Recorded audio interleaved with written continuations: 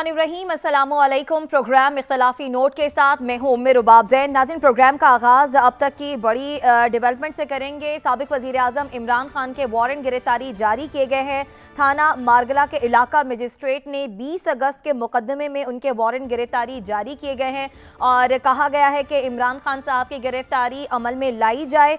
बार बार साबिक वज़ीर आज़म इमरान खान साहब को तलब किया गया, लेकिन बार बार वो तलब करने के बावजूद पेश नहीं हुए।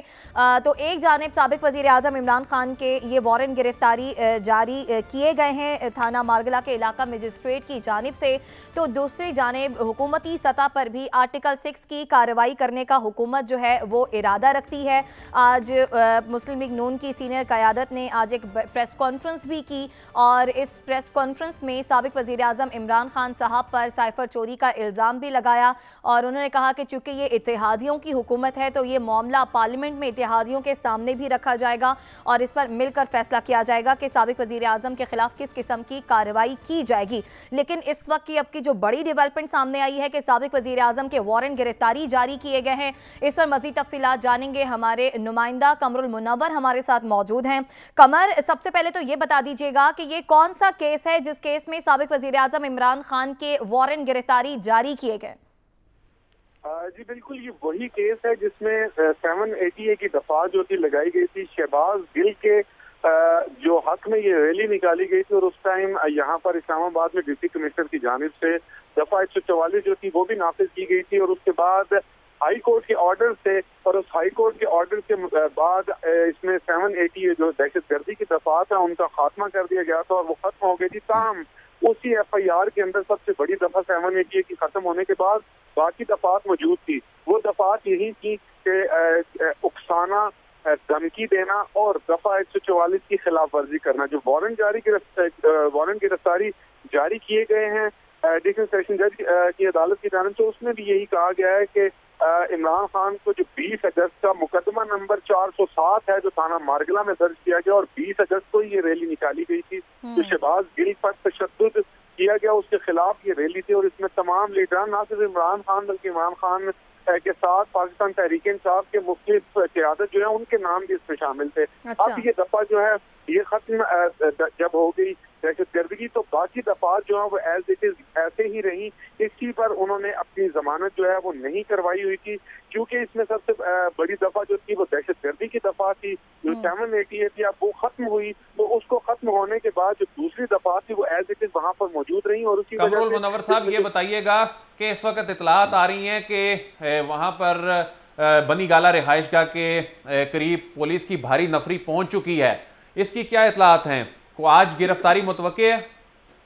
जी बिल्कुल, जो ताकीद की गई है वड़ाई साहब, अगर उसमें देखा गया तो ये पुलिस को मजिस्ट्रेट की जानिब से कहा गया है कि ये जो दफात हैं जिसमें दफा 144 की खिलाफ वर्जी की गई है 506 और 504 इन दफात के तहत इनकी गिरफ्तारी अमल में लाई जाए और उसके बाद 8 बजे सुबह इनको पेश भी किया जाए। अब जो ये सूरत हाल है इसके मुताबिक इस्लामाबाद पुलिस को ये डायरेक्ट किया गया है कि इनकी गिरफ्तारी जो है उसके वारंट जो है वो मजिस्ट्रेट ने जारी कर दिए हैं, इनकी गिरफ्तारी अमल में लाई जाए। हम अभी तक उस तरह की मूवमेंट हम नहीं देख पा रहे। पुलिस की कोशिश ये होगी कि पहले जो इनके साथ सिक्योरिटी पर मामूल और SP हैं उनके जरिए इसकी तामील करवाई जाए और उनको ये बात बताई जाए कि उनकी गिरफ्तारी जो है वो अमल में लाई जाए। जिस तरह से आप कह रहे हैं कि कोई मूवमेंट आप अभी नहीं देख रहे, लेकिन एक खबर सामने आ गई है कि गिरफ्तारी के वारंट जारी जो है वो हो चुके हैं, तो इस तरह से तो वक्त से पहले ही पैनिक फैल जाएगा, बल्कि फैल गया होगा। ये भी हो सकता है कि इमरान खान साहब के चाहने वाले उनके कारकुनान भी उनकी रिहाइशगाह के बाद जमा होना शुरू हो जाएं, तो एक तो बड़ा ये मैस क्रिएट हो सकता है।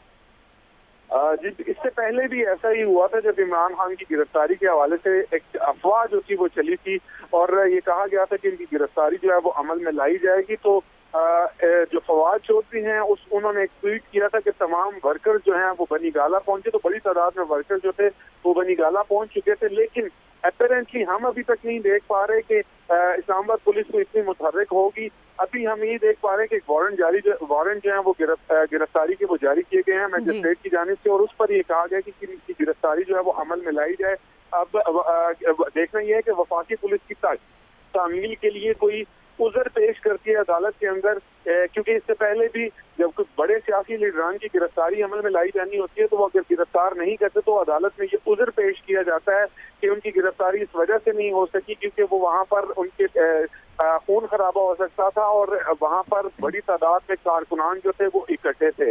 अब इसकी प्रेसिडेंट पहले भी मौजूद है, लेकिन इसमें बाकायदा तौर पर यह कहा गया कि 8 बजे खुद पेश हो। एक इसमें अहम नुक्ता यह है कि कल इतवार का रोज है, इमरान खान जो है वो अपनी बेल नहीं ले सकते कि अगर इस केस में वो फौरी तौर पर किसी जगह पर पेश हों और वहाँ पर अपनी जमानत करवा तो इतवार का रोज होने की वजह से अदालतें बंद हैं। सिर्फ ड्यूटी मजिस्ट्रेट जो है वो बैठा होता है और ड्यूटी मजिस्ट्रेट के पास वो तमाम मुकदमात जो होते हैं जो रूटीन के हट के होते हैं, किसी का राहदारी रिमांड लेना और ये ऐसे को मुकदमात, सिर्फ उन्हीं केसेस को उन ड्यूटी मजिस्ट्रेट के सामने पेश किया जाता है। स्पेशल जो थाना मारगला के मजिस्ट्रेट होंगे वो कल ना बैठे हुए तो इनकी जमानत भी नहीं हो सकती। आप कह रहे हैं कि कल फिर खान साहब की जमानत भी नहीं हो सकती। बहुत शुक्रिया, हमारे नुमाइंदा कमरुल मुनव्वर हमारे साथ मौजूद थे। साद रसूल साहब, अब तहरीक इंसाफ के सरबराह इमरान खान के पास कोई कानूनी ऑप्शन है इस गिरफ्तारी से बचने के लिए?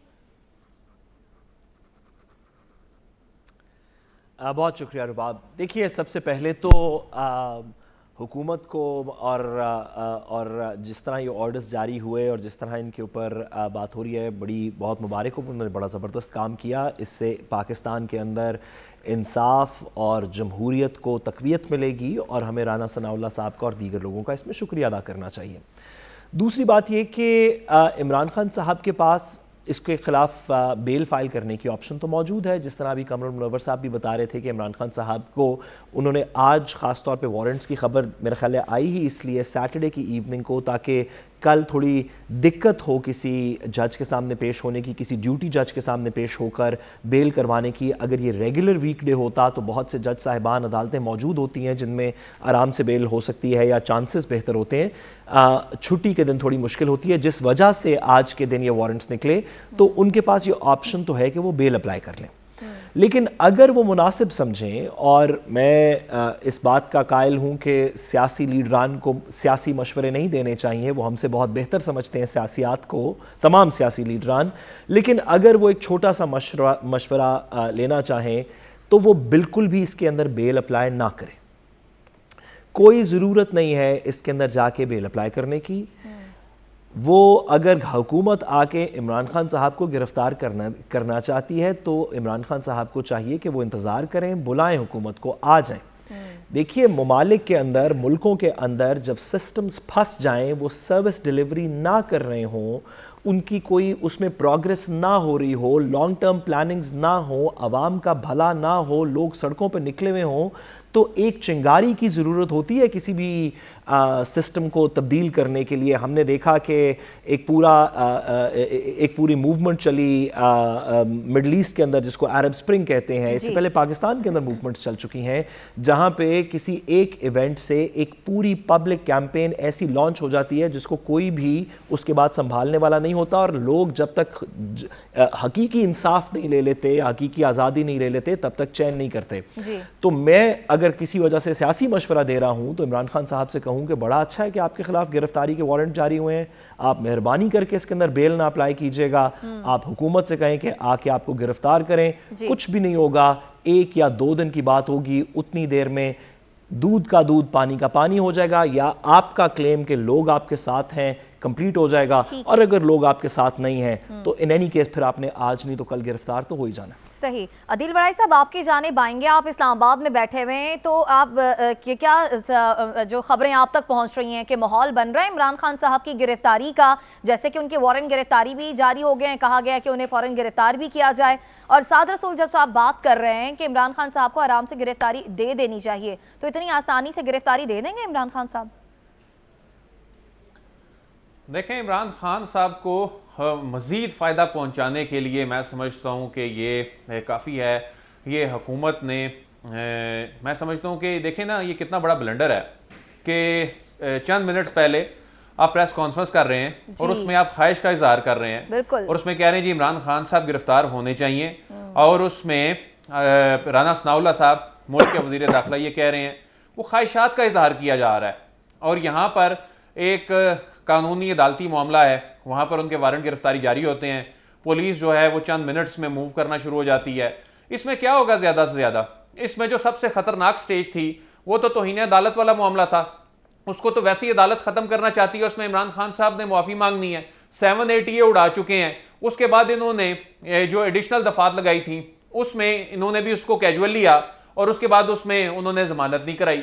तो किसी भी लीडर को और ज्यादा उसको शोहरत पहुंचाना, उसको सियासी तौर पे फायदा पहुंचाना, मैं समझता हूं इससे बड़ी बात उसके लिए कोई नहीं हो सकती। उसे गिरफ्तार कर लिया जाए और केस भी वो है जिसमें नजर आ रहा है कि उसमें उन्होंने अगले चंद दिनों में अगर वो गिरफ्तार हो भी जाते हैं तो ज्यादा देर हुकूमत उनको सलाखों के पीछे नहीं रख सकेगी।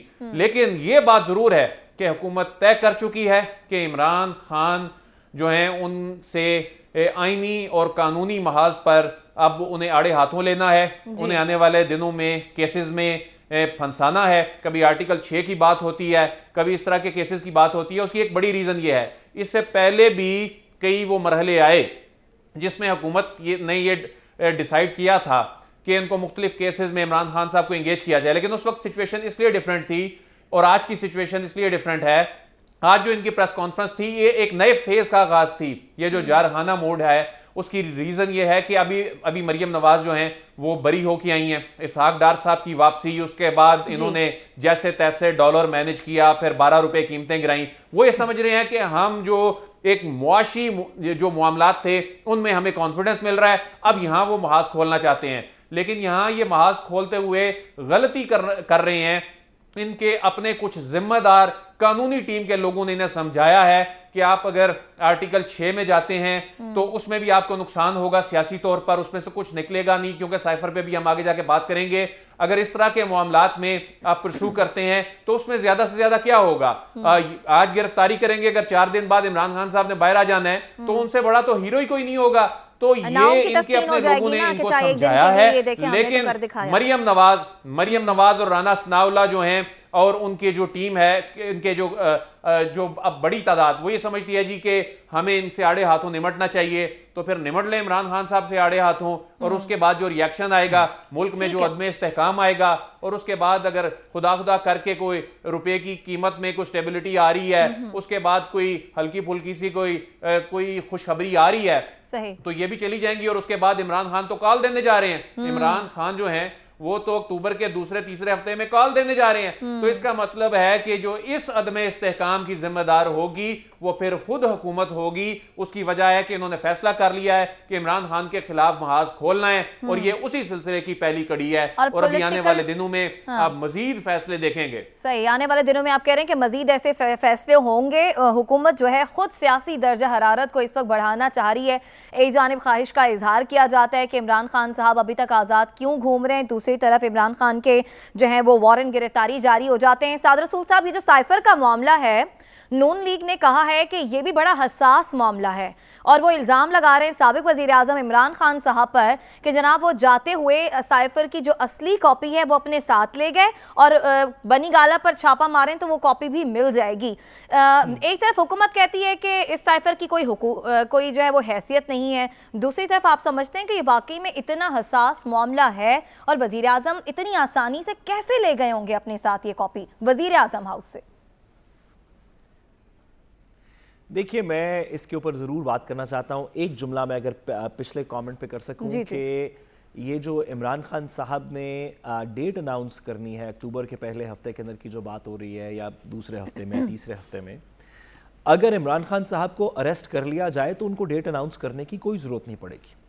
जो अरेस्ट करने की डेट होगी वही लॉन्ग मार्च की भी डेट होगी इमरान खान के सपोर्टर्स के लिए। अच्छा। और उसमें पता चल जाएगा कि वाकई क्या पूरा पंजाब और KPK या उसका बहुत बड़ा हिस्सा अगर इस्लामाबाद के आके फैज़ाबाद चौक पे खड़ा हो गया, या मरी रोड पे खड़ा हो गया, या पेशावर रोड पे खड़ा हो गया, तो उसके बाद सिस्टम के अंदर बड़ी बुनियादी चेंजेस करनी पड़ेंगी। तो अगर हुकूमत उनको गिरफ्तार करने जा रही है तो बड़ी अच्छी बात है, ये हुकूमत की तरफ से लॉन्ग मार्च का ऐलान हो जाएगा। जो आपने साइफर वाली बात की, देखिए मैं इस पर 2 गुजारिशात करूँ। सबसे पहले ये कि शहबाज शरीफ साहब जब उन्होंने प्राइम मिनिस्टर का ऑफिस संभालने के बाद पहले ही हफ्ते के अंदर उन्होंने नेशनल सिक्योरिटी काउंसिल का एक इजलास रखा जी। जिस इजलास के अंदर वापस साइफर पे बात हुई। हमारे सामने उस इजलास के मिनट्स ऑफ द मीटिंग भी हैं जिसमें पिछले इजलास के मिनट्स ऑफ द मीटिंग को ओके किया गया और वापस उसकी थोड़ी तशरीह की गई जिसमें बताया गया कि इसमें कोई साजिश नहीं थी, साइफर पे बात हुई। तो मैं सबसे पहले तो पूछना चाहता हूं कि जब शहबाज शरीफ साहब साइफर पे बात कर रहे थे अपनी वजीर आजम शिप के अंदर, तो साइफर उस वक्त प्राइम मिनिस्टर हाउस में मौजूद नहीं था, प्राइम मिनिस्टर ऑफिस में मौजूद नहीं था। क्या वो साइफर देखे बगैर उस पर बात कर रहे थे?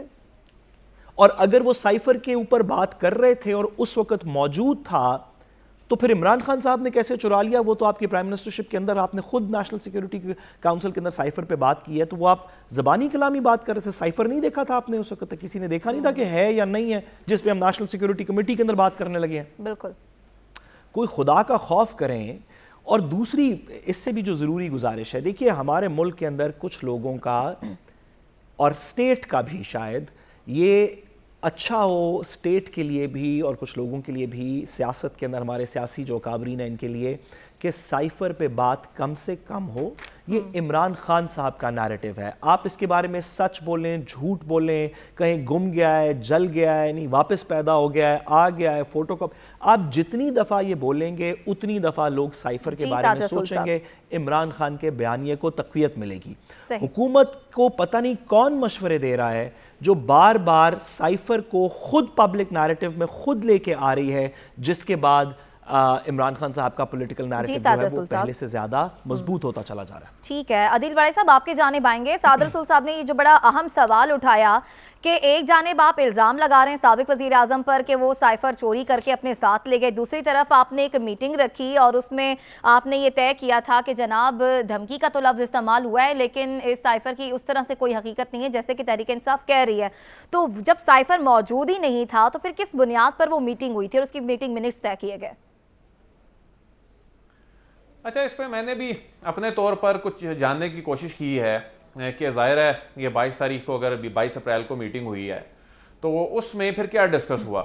उसमें कुछ लोगों का ख्याल है जी कि उसमें चूँकि मुतलका जो शख्स थे असद मजीद, उनको बुलाया गया था, उनसे इस पर गुफ्तगू हुई। चूँकि मेन जो टेलीग्राम आया था वो उन्होंने ही भेजा था और उसके बाद उसके फिर ट्रांसक्रिप्ट बने थे, फिर उसमें सेक्रेटरी खारजा भी मौजूद थे।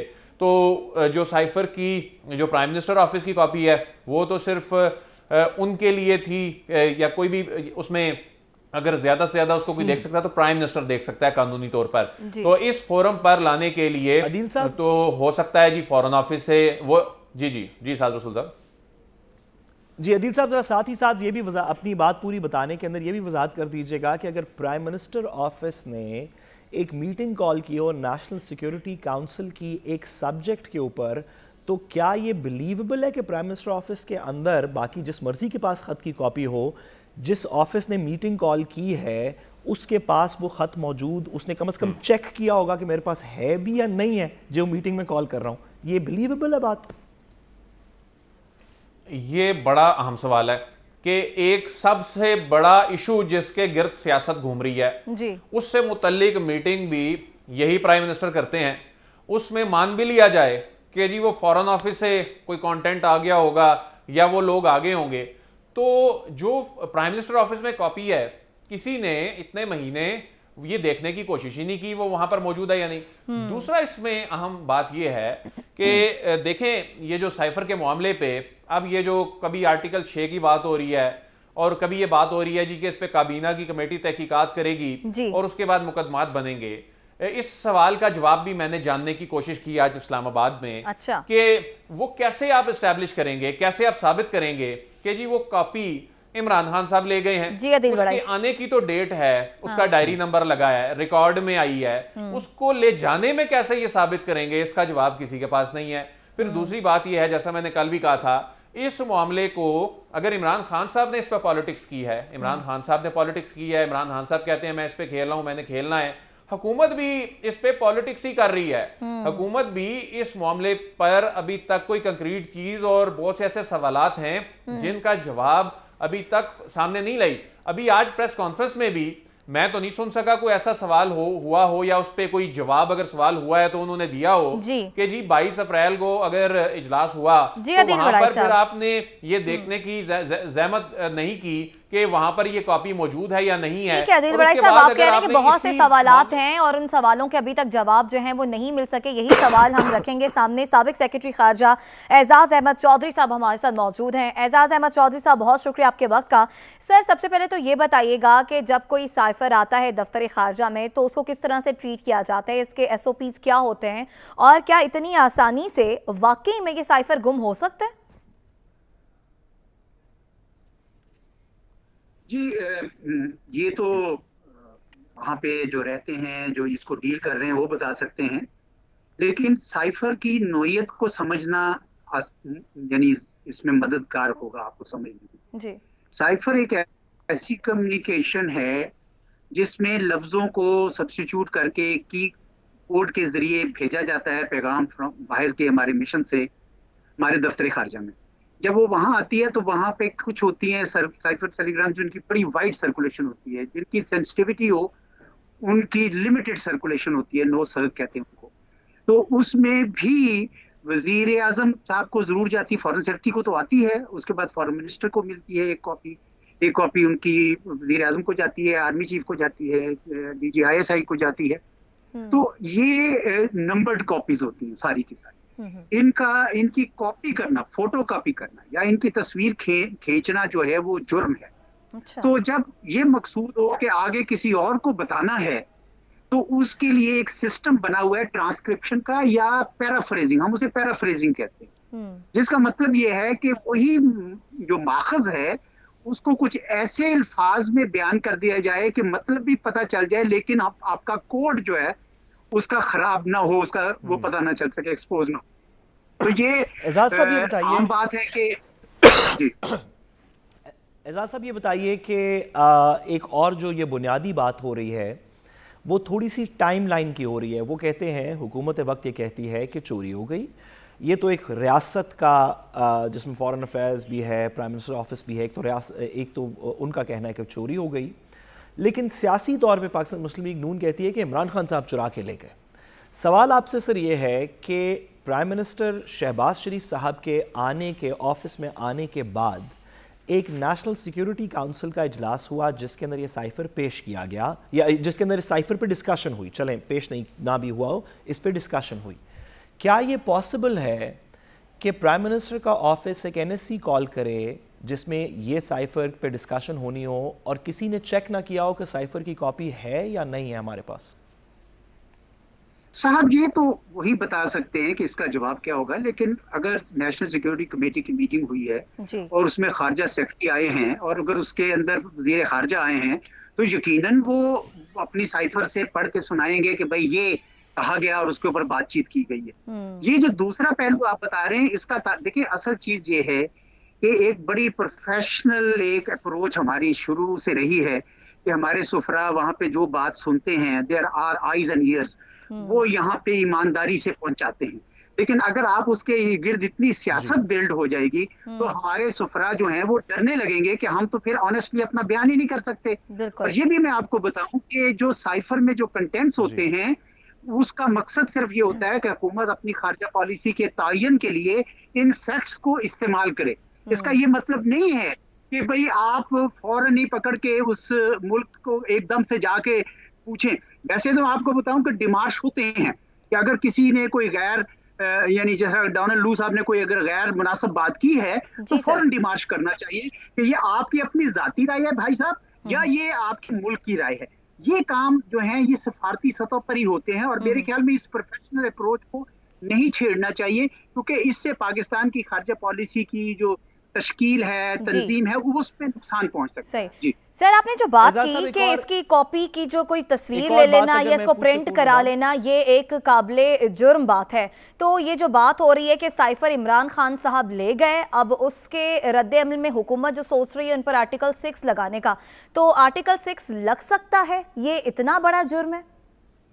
नहीं, ये तो मुझे नहीं पता, ये आपके माहिर कवानीन बताएंगे जो, लेकिन मुझे ये पता है कि साइफर एक अकाउंटेबल डॉक्यूमेंट है, जिसका मतलब ये है कि लेट से मैं अमेरिका में सफीर था, तो मैंने अपने जितने साइफर भेजे थे वो मैं महीने 2 महीने के बाद मैं पाबंद हूँ कि उनको डिस्ट्रॉय करवाऊं। हमारे स्ट्रांग रूम में होती हैं उनकी कॉपीज, और फिर उसका एक सर्टिफिकेट मैं भेजता हूं वहां पे। इसी तरीके से सारे दफ्तरों में जितने भी साइफर जाते हैं उनको डिस्ट्रॉय करके सर्टिफिकेट जमा कराना जरूरी है। सिर्फ एक दफ्तर है जहां पे एक कॉपी 1947 से मौजूद है होंगी, वो है हमारा स्पेशल सीक्रेट सेक्शन जो है मिनिस्ट्री ऑफ फॉरेन अफेयर्स में। अदर देन दैट ये सारे के सारे जो डॉक्यूमेंट्स है ये अकाउंट फॉर जिसके नाम के हैं उसको वापस करना चाहिए उसको। ठीक है, बहुत शुक्रिया। साबिक सेक्रेटरी खारजा एजाज अहमद चौधरी साहब हमारे साथ मौजूद थे। इसके साथ ही ब्रेक के पर जाने वापस आएंगे, मजीद बात करेंगे, हमारे साथ रहिएगा।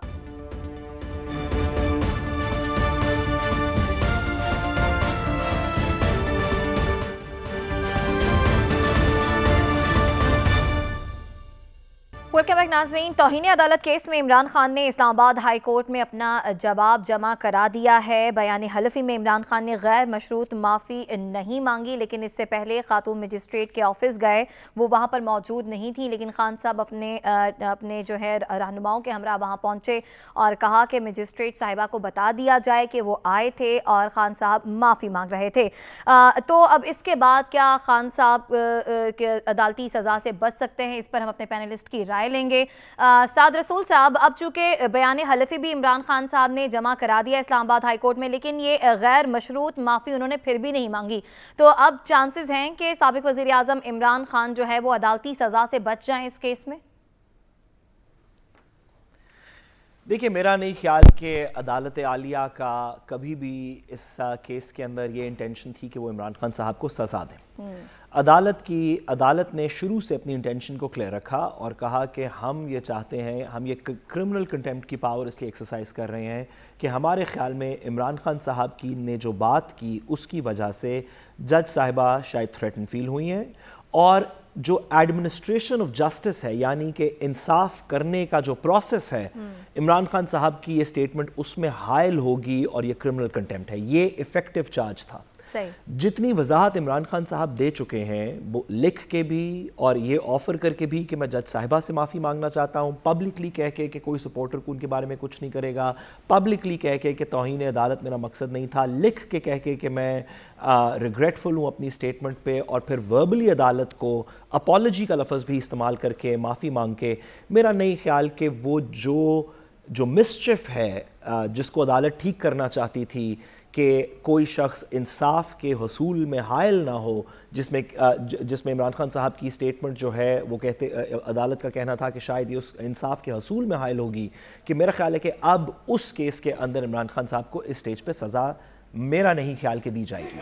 सही। इसके अंदर ना सिर्फ कि मैं एक कानून के पर्सपेक्टिव में कह रहा हूँ, बल्कि एक मजीद मैं बात कहता चलूँ कि इस्लामाबाद हाई कोर्ट ख़ास तौर पे और चीफ जस्टिस अतर मन्नला साहब ये केस सुन रहे हैं, उनका कंसिस्टेंट व्यू पिछले 8-10 साल के अंदर यही रहा है कि पिछले 5-7 साल के अंदर यही रहा है कि कंटेम्प्ट की पावर को जितना कम हो अदालत एक्सरसाइज करे, और जब ये पता चल जाए कि वाकई एक शख्स तौहीन नहीं करना चाह रहा था या इंसाफ में हायल नहीं होना चाह रहा था, तो अदालत को सज़ा देने के अंदर किसी को इंटरेस्ट नहीं। सही।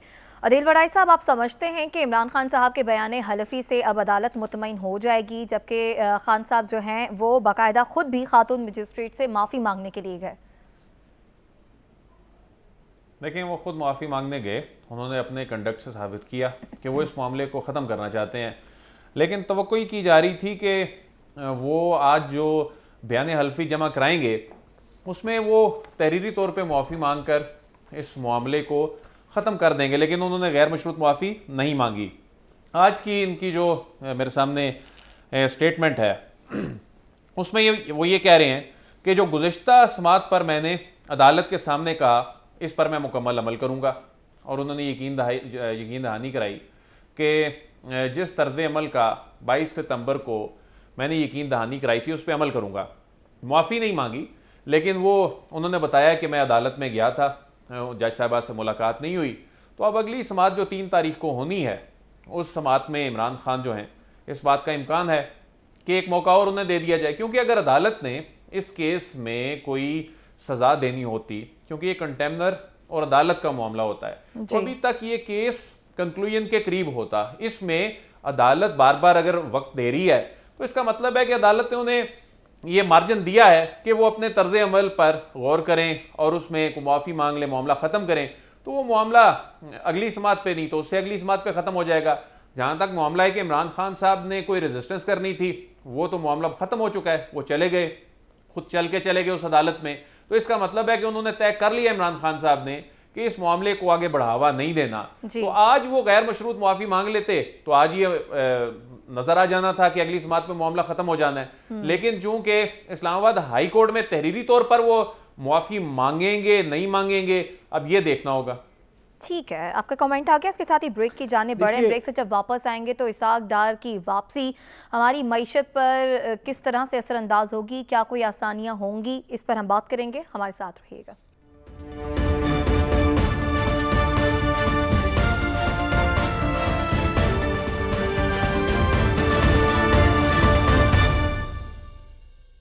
वेलकम बैक नाज़रीन। इसाक डार साहब की वापसी हो गई है और कहा जा रहा था कि उनकी वापसी के साथ ही पाकिस्तानी मईशत के तमाम मसाइल हल हो जाएंगे, डॉलर की कीमत भी कुछ कम होगी और वो आकर IMF से रिजू भी करेंगे। और जो खबरें भी आ रही हैं वो ऐसी ही आ रही हैं कि उन्होंने IMF से बात की है कि IMF जो है वो अपनी शराइत में कुछ नरमी करे। इसके साथ ही थोड़ा सा आवाम को रिलीफ भी मिला है। पेट्रोल की कीमत में कमी की सूरत में 12 रुपये 83 पैसे जो है पेट्रोल फ़ी लीटर सस्ता हुआ है। तो इसाक डार साहब की वापसी मईशत को मजीद किस तरह से जो है और कितनी जल्दी राइट ट्रैक पर लेकर आएगी और ग्राउंड पर आम आवाम तक इसके फ़वाइद किस तरह पहुंचेंगे, इस पर हम बात करेंगे। हमारे साथ मौजूद है माहिर मईशत आबिद कयूम सलहरी साहब। आबिद कयूम साहब, बहुत शुक्रिया आपके वक्त का। सर, आप समझते हैं कि इसाक डार की वापसी के साथ ही अब हमारी मईशत जो है वो यकदम ना सही आहिस्ता आहिस्ता राइट ट्रैक पर आ जाएगी और इसके समरात जो हैं वो आवाम को भी मौसूल होंगे? देखिए, तो सबसे इम्पोर्टेंट चीज़ जो है वो होता है वज़ीर ख़जाना का बाख्तियार होना कि वो उनके डिसीजन को कितना ऑन किया जाता है और वो अपनी कमिटमेंट कैसे मनवा सकेंगे।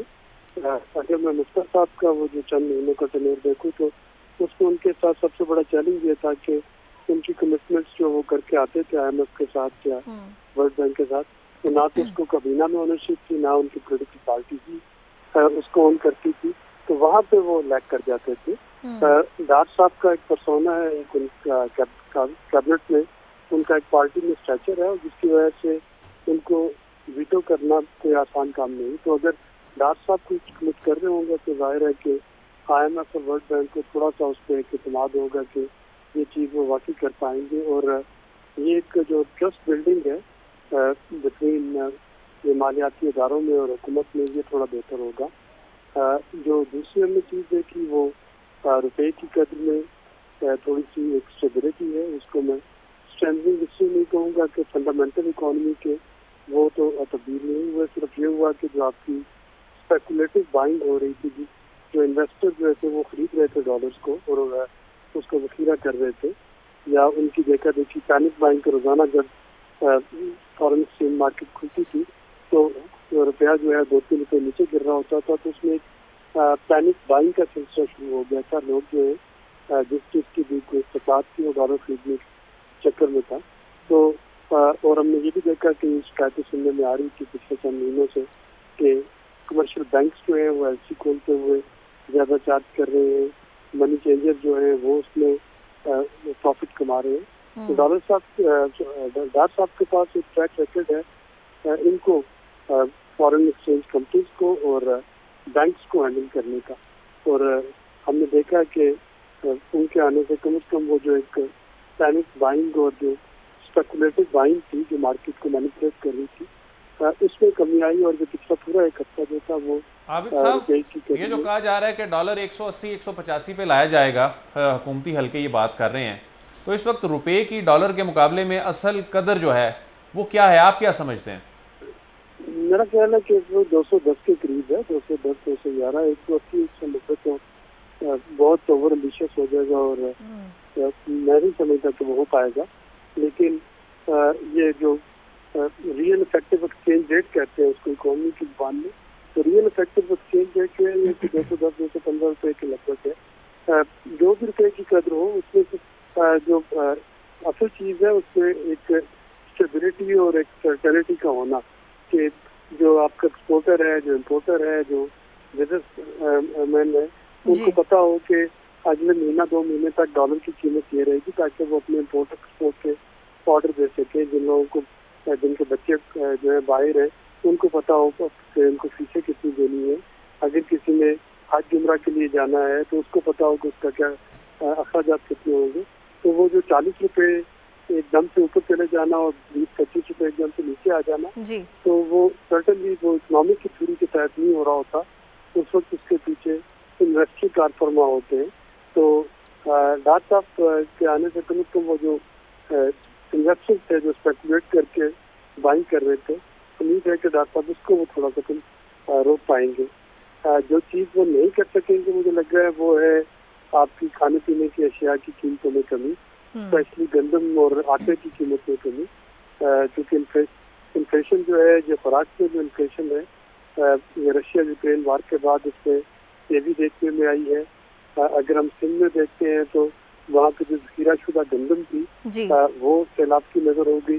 पंजाब में मई के महीने से इस साल पंजाब में अमदादी कीमत पे फ्लोर मिलों को गंदम देना शुरू कर दी। तो सरकारी गंदम अब खत्म हो रही है और जो प्राइवेट गंदम है वो महंगे दामों आ रही है। ठीक है, तो आबिद कयूम साहब आप कह रहे हैं कि अशिया खुरनोश की जो कीमतें हैं उसको डार साहब कम नहीं कर सकते। ये जो पेट्रोल की कीमत कम हुई है, इससे पहले भी जब बात होती थी कि आलमी मंडी में पेट्रोल सस्ता हो रहा है, लेकिन मिफ्ता इस्माइल साहब कहते थे कि हम इस पोजीशन में नहीं है कि पेट्रोल को हम सस्ता करें। तो डार साहब ने आते ही पेट्रोल को किस तरह से सस्ता कर दिया? आप समझते हैं कि उनकी बेहतर मौशी पॉलिसी थी? देखिए, इसमें उनकी खुशकिस्मती थी और खुशकिस्मती ये है कि इस वक्त जो पिछले 1 महीने के दौरान अगर आप आलमी मंडी में पेट्रोल की कीमत को देखें तो वो तकरीबन इसमें 18 से 20 डॉलर पर बैरल जो है वो कमी आई है।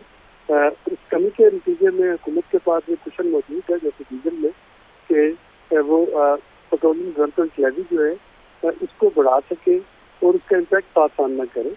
हुकूमत को हर महीने के यकम को, पहली तारीख को, पेट्रोलियम गवर्नमेंट लेवी में बेतदरीज इजाफा करना है और उसको पेट्रोल और डीजल की लेवी को 50 रुपये तक लेके जाना है। अभी भी जनवरी और मार्च तक ये चीज़ें जो है, जनवरी तक पेट्रोल की PDL इसमें इजाफा करना है और मार्च तक डीजल में इजाफा करना है। अगर IMF जो है वो सैलाब की सूरत हाल के पेश नज़र थोड़ी सी इसमें रिलैक्सेशन दे देता है तो शायद ये मौखर इसको किया जा सके। अदरवाइज आपकी PDL जो है ये बढ़ती चली जाएगी और अगर इंटरनेशनल मार्केट में पेट्रोलियम की कीमतें दोबारा बढ़ती है जी तो मुश्किल हो जाएगा इन कीमतों को यहाँ पर। ठीक है, आप कह रहे हैं कि ये उनकी खुशकिस्मती है कि डार साहब को ये मौका मिल गया और उन्होंने पेट्रोलियम मसनूआत की कीमतें कम की। बहुत शुक्रिया। हमारे मईशद आबिद कयूम सुलहरी साहब हमारे साथ मौजूद थे। साथ प्रोग्राम का वक्त ख़त्म हो रहा है, मुख्तसरन ये बता दीजिएगा कि आप समझते हैं कि पाकिस्तानी मईशत के लिए डार साहब की वापसी नेक शगुन साबित होगी और आम आवाम को इसका रिलीफ भी मिलेगा? देखिए जी, मुझे भी आबिद सुलहरी साहब की तरह शायद कम से कम मुझे कभी यकीन है कि वो काम जो इसहाक डार साहब अपनी पहली फाइनेंस मिनिस्ट्री में नहीं कर सके, फिर दूसरी में नहीं कर सके, फिर तीसरी में नहीं कर सके, फिर चौथी में नहीं कर सके, वो ज़रूर उस तरह का काम इस दफ़ा कर दिखाएंगे और पाकिस्तान में बेहतरी आएगी। ठीक है, आप लगते हैं कि आपको लगता है कि डार साहब जो इससे पहले ना कर सके वो अब कर लेंगे। अदिल, मुख्तसरन आप भी बता दीजिएगा, आपको क्या लगता है? देखिए, मैं तो हैरान हूं कि कोई बड़ा इनफ्लो नहीं है और IMF की रकम मिलने के बावजूद जो रुपया मुस्तहकम नहीं हुआ था, अभी डार साहब वहाँ से रवाना हुए और यहाँ भी पहुँचे नहीं और डॉलर जो है वो गिरना शुरू हो गया। तो ये सब कुछ क्या हो रहा था? इन्हीं की हुकूमत थी, इन्हीं के इदारे थे। तो इस मुल्क में जो रुपये के साथ जो कुछ हो रहा था और जिसका इम्पैक्ट चले आम आदमी पर तो है ही, लेकिन ये नेशनल सिक्योरिटी का मसला है, मईशत नेशनल सिक्योरिटी का मसला है और इस मामले पर सब हाथ पे हाथ धरे बैठे थे और डार साहब वहां से निकले, कोई जादू की छड़ी थी और डॉलर जो है वो गिरना शुरू हो गया। तो मैं तो समझता हूँ इस सारे मामले की तहकीकात होनी चाहिए। अगर कोई सट्टेबाजी कर रहा था, कोई रकम बना रहा था, कोई स्मगल कर रहा था, तो पाकिस्तान के जो इदारे हैं उनको इस मामले पर तहकीकात करनी चाहिए। ये तो फिर मजाक है पाकिस्तानियों के साथ, ये तो मजाक है पाकिस्तान के साथ। ये तो इकॉनमी नेशनल सिक्योरिटी का जो मसला है और उसमें सबसे ज्यादा उसको मुतासर करने वाली चीज डॉलर है। तो इसमें ये हो क्या रहा था, इसकी तहकीकात होनी चाहिए। ठीक है, हमारे मौशियात और पैनलिस्ट की राय आपने जानी। इसके साथ ही प्रोग्राम से इजाज़त दीजिए, आपसे कल मुलाकात होगी। अल्लाह ने के बाद।